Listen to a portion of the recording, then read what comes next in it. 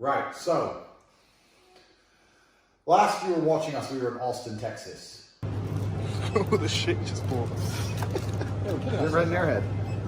Yeah, I've actually.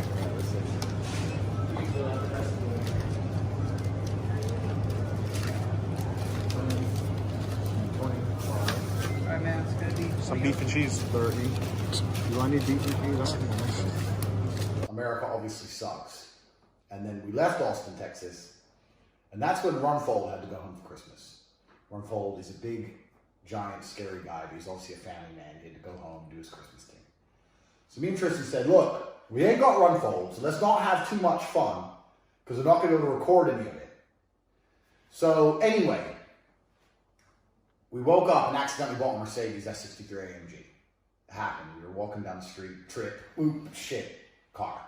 And we didn't need it because obviously we already have 5 cars, but we bought another one. That's car number 6.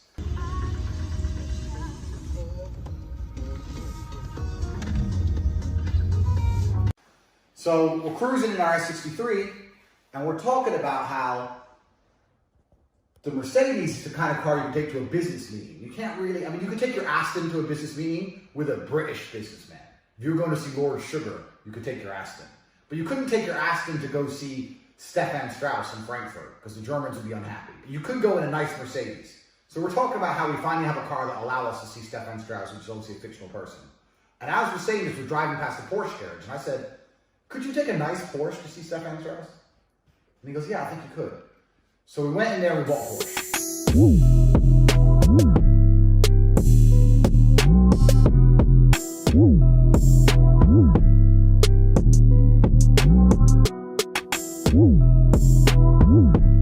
So within 24 hours, we bought 2 cars.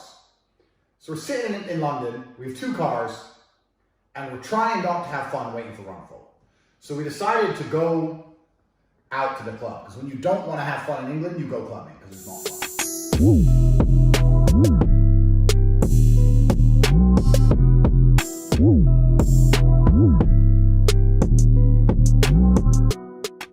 So we went out, and it was so awful.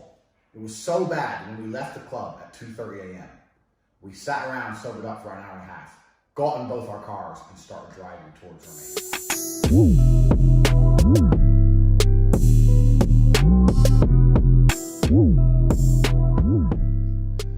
So we started driving to Romania, stopped in Paris, I whooped Luke's ass at chess, obviously schooled him up some. Stayed in Paris for a few days, and then we realized, oh shit, because we don't normally pay attention to these kind of things, it's almost Christmas. Christmas is a thing for everyone but us. So we're like, oh fuck, it's Christmas, what are we gonna do for Christmas? And we decided to try and go to the most Christmassy place we could, which in our minds, we decided to be somewhere in Czech Republic, Prague. So we get into Germany, we're burning through Germany in our new Porsche, our new Mercedes, and a snowstorm hits.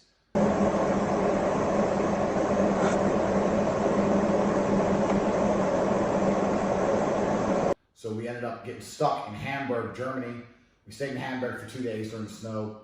We spent Christmas Day in a Hamburg hotel.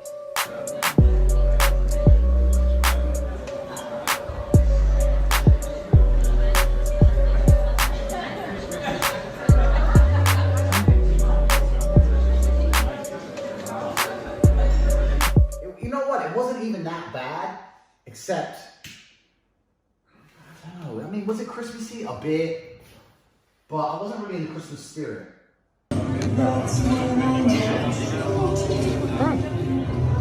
Christmas tree. Show her that you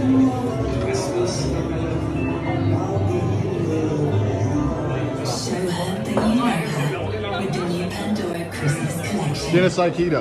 You don't know Aikido, bro. A couple people were rude to me, just like, they tried to tow my car because I parked in a disabled bay.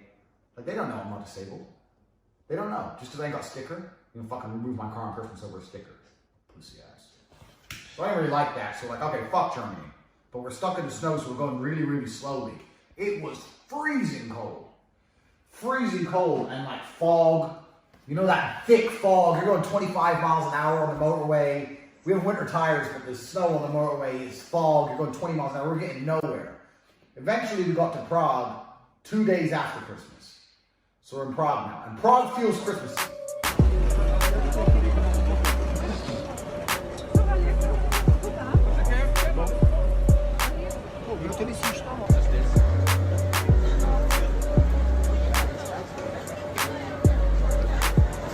Prague is Christmassy. So in Prague, it's pretty cool. It's Christmassy.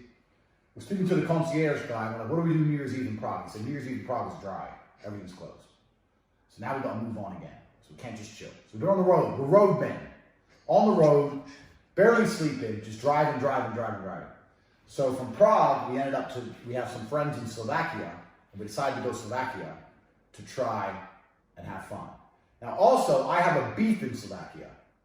And my beef is there's a casino there that took all my money about 6 years ago. 6 years ago, I just fought and I had some money. I had about maybe 10,000 euro to my name.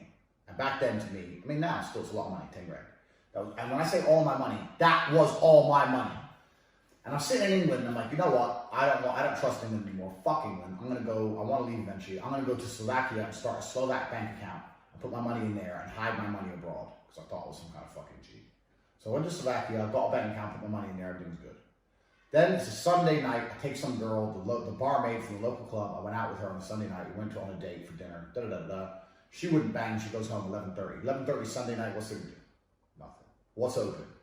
The casino.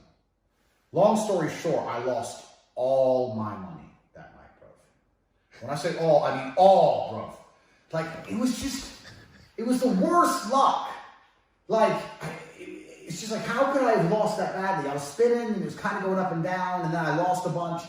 And everything, I remember it had been black, like, 11 times in a row or something. I was like, and I know that anyone who knows gambling knows that this is called the gambler's fallacy, that just because it's happened to black a bunch, it doesn't make it any more likely to be red the next spin. It's still 50-50.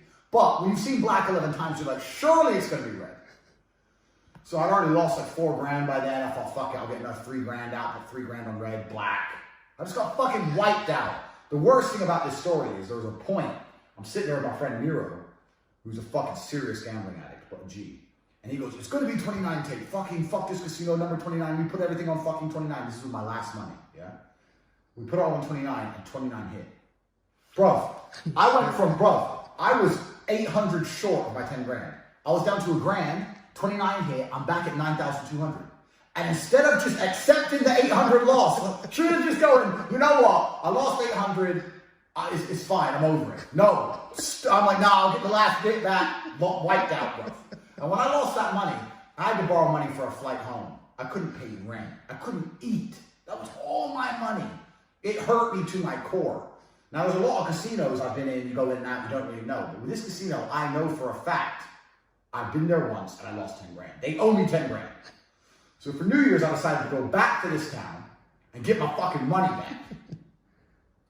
Now, on my Instagram story, the footage we're putting in here is stuff from my Instagram story.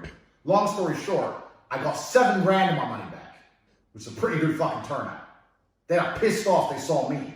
Because when I walked in there, the manager remembered me. He goes, oh, long time. With this stupid smile. I was like, yeah, motherfucker, yeah. Just I walked out 7 grand. So now they only have 3 grand of my money. So I got my money back in Slovakia like a G. Jumped in the whips. Came back here to Bucharest, Romania. That's what we've been doing all this time. And none of it was filmed. None of it. It was a road trip adventure. Everything you can possibly think of that went wrong. Madness. And it would have been the best 2 weeks of series to Take Confidential. And literally none of it was filmed. What were you doing? Just some looting, innit? It's back home.